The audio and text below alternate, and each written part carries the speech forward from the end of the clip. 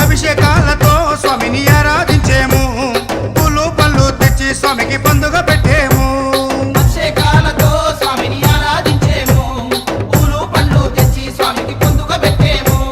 108 మెట్లకు పేట తుల్లియాడి, 108 శరణాలు చెప్పాము, 18 మెట్లకు పూజలు చేసాము, పేట తుల్లియాడి నిన్న మెప్పించాము. స్వామి రావయ్యో